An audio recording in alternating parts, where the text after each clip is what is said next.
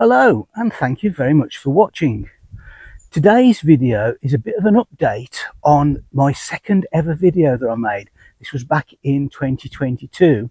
It was the video about the Kinver Home Guard and World War II relics that we might find around the area. There are a couple of things to update you on really. First of all, the Starfish site. I don't know if you remember that. What I'll do is I'll put a little video clip up now from that original video just to remind you.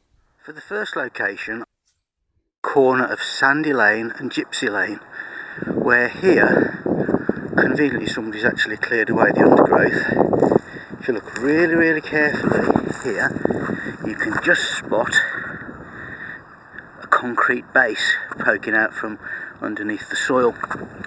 This was actually the base to a guard hut. Across here had been a barrier across the road, and further up at the other end of Gypsy Lane there'd have been a barrier across that end of the road too.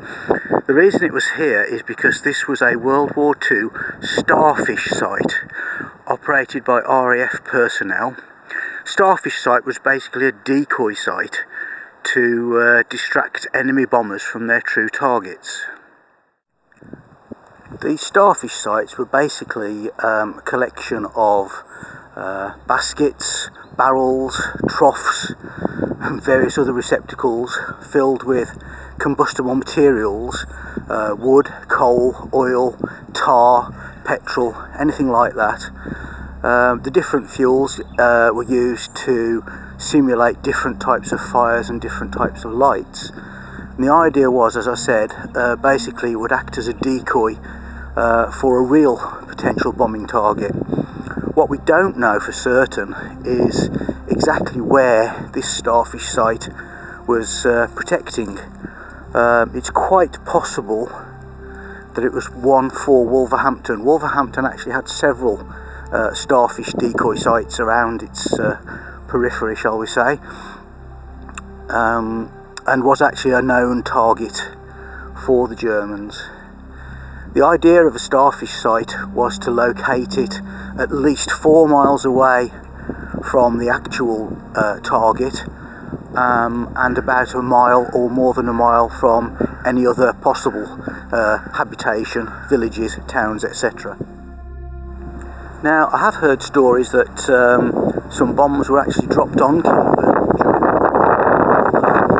It's said this was largely by accident, shall we say, when a German bomber or bomber crew, in quite a hurry to get home, decided to jettison their bombs, and 7 bombs allegedly landed somewhere at the top of White Hill. I don't know whether there's anything to back that up. I've not found any evidence myself, but you never know.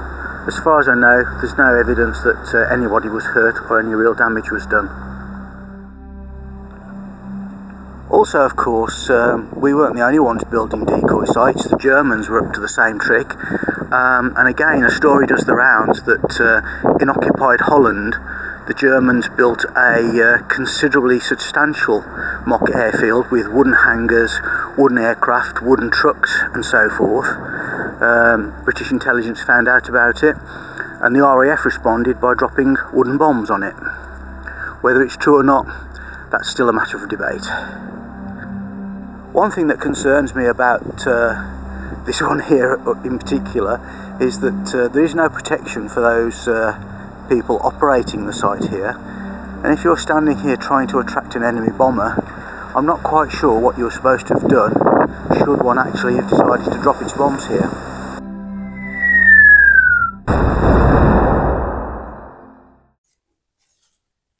So just to clarify then, there were 3 basic types of these decoy sites.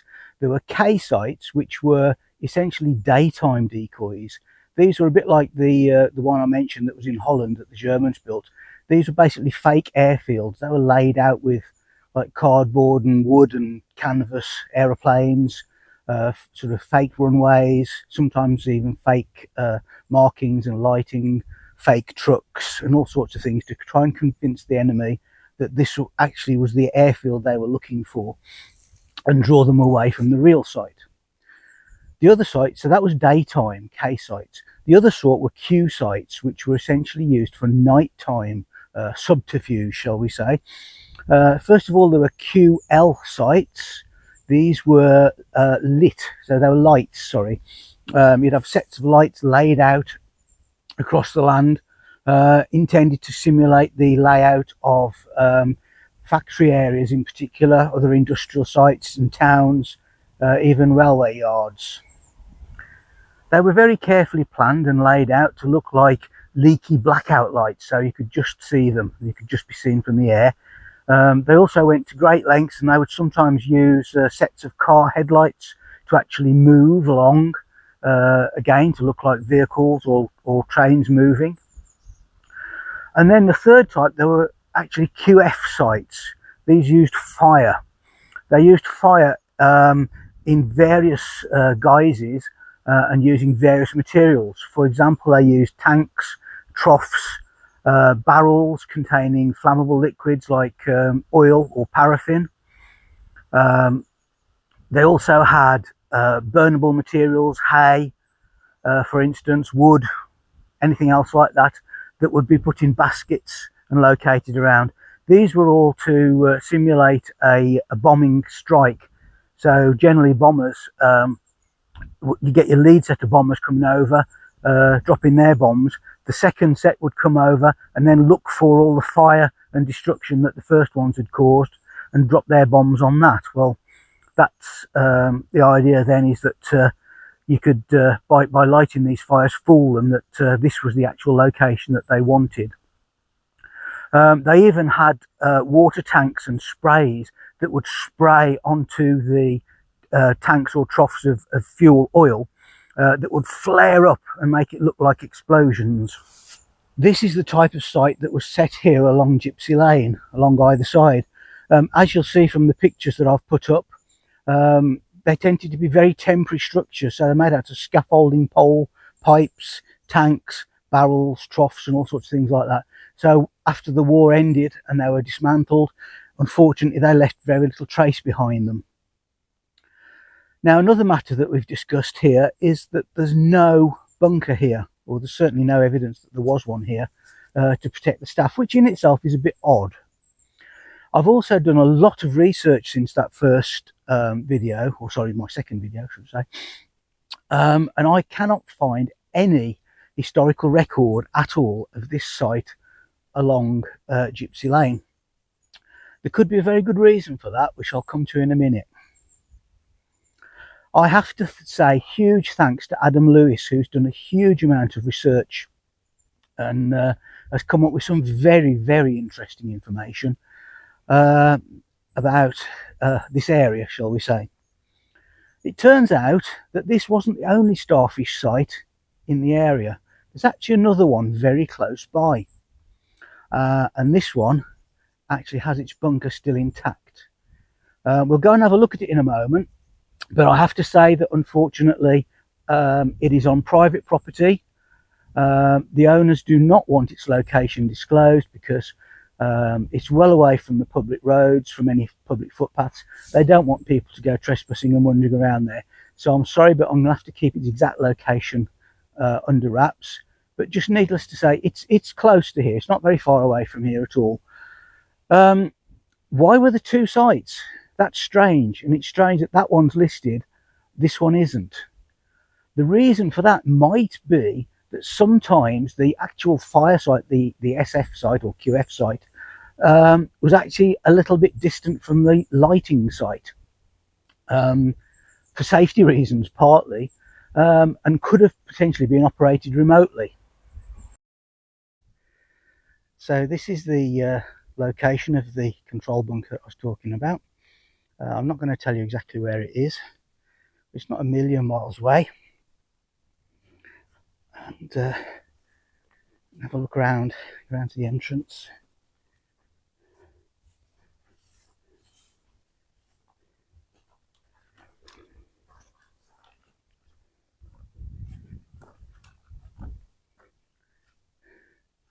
So the entrance here, there would have been originally there had been a blast wall opposite, which I believe is lying down there somewhere now, but that would have protected it, or given it some protection against blast. So as we go in, simply splits into two rooms. First room here on the right, this would have been the generator room.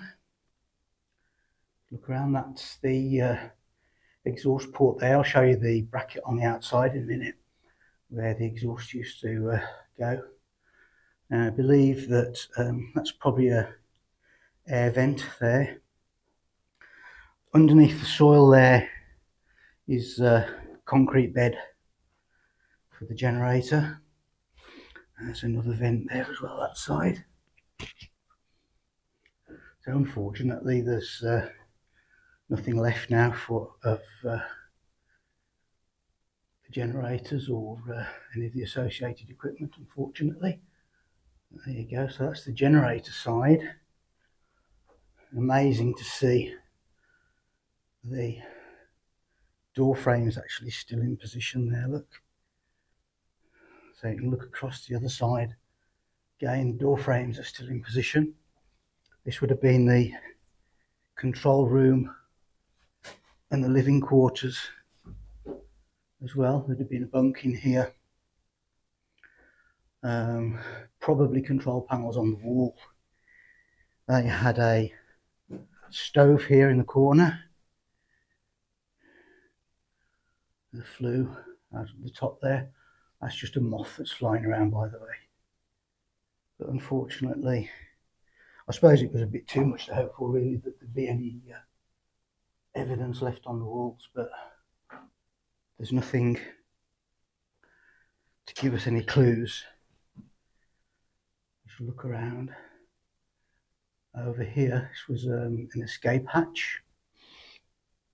And if we look up to the top there, the actual original hatch is still there on the top. We can have a look at the outside in a minute. These aren't bats, these are moths, by the way, in case anybody's wondering. But, there you go, there's another vent in the wall, and over that side too, yet again, another vent. Maybe for cable entries, don't know really. Maybe same again with the generators, it might have been where the cables were going. So we're going back across to the generator room again. There you go, that's the one I was on about. That was probably where the cables went out to the lighting. So we go back out again into the daylight.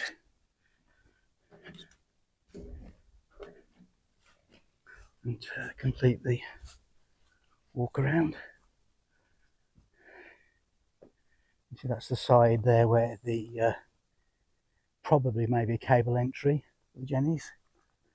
Apparently it would have been originally covered in earth. It's still got a little bit left on the top, but this whole area here in front would have been banked up with earth. Go around the other side. So this is where the exhaust port was, and you can see it's still got the bracket there where it would have held the exhaust pipes vertically. I'm also told that beneath here there are actually still a couple of fuel tanks, underground fuel tanks here to serve the generators. Don't think we can, no, there's no sort of real evidence to show that. I'm trying to keep the video tight so that we can't see where we're located. But there you go. That's incredible. Actual surviving Starfish control bunker. So that bunker there, sorry, was actually for a QL lighting and a QF fire decoy site. Now, my theory, as I said before, is that the fire location is possibly this one off Gypsy Lane. Now, it's not a million miles away, a little further than I'd expected, but not a million miles away. And I suspect that that's how it worked. Unfortunately, I've been talking to the owner of the bunker there that you've just seen. We don't know for sure what the layout was there, and we don't know how the fire sites, if you like, were arranged. So all I can say is that's my best theory anyway, is that that's how it worked. According to him, there's absolutely no info, no record whatsoever that any bombs were actually dropped there. The site information indicates that it was a decoy for Stourbridge, although it could possibly be a decoy for Birmingham. It's a little unclear, to be quite honest with you. But I think probably a decoy for Stourbridge makes more sense, as it's fairly close by. So anyway, I just want to say a big thank you to the owners of the site there. That was fantastic of them to let me come and have a look. And also a big thank you to Adam, who's been fantastic in finding out info on the site. My good friend Adrian Robbins as well, also been very helpful in finding info. And that's it for another video then. If you've liked the video, please don't forget to leave a like underneath. And also, if you're not already subscribed, make sure you subscribe to the channel. And or you can also leave a comment in the comment section. All of these things will actually help to support the channel and keep it going.